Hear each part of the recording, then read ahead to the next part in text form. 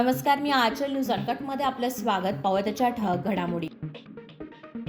ठाकरे गट लोकसभेची एकही जागा स्वबळावर जिंकू शकणार नाही. काँग्रेसचा टोला, आघाडीत बिघाडीच्या चर्चा. भीती वाटणारी सत्ता उलटलीच पाहिजे, उद्धव ठाकरे यांचं वक्तव्य. लोकसभेची निवडणूक होईपर्यंत मुंबईला जाणार नाही, बारामतीत तळ ठोकून राहणार, सुप्रिया सुळे यांचे विधान. मराठा आरक्षण उपोषणासाठी जरांगेच्या शिष्टमंडळाकडून मुंबईतील 3 मैदानांची पाहणी.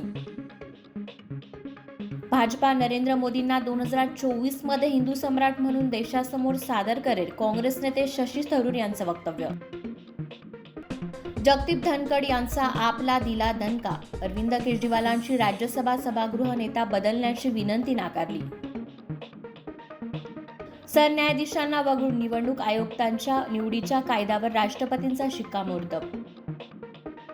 100व्या अखिल भारतीय मराठी नाट्य संमेलनाला सुरुवात. यंदाचा फिल्मफेअर पुरस्कार गुजरातमध्ये होणार.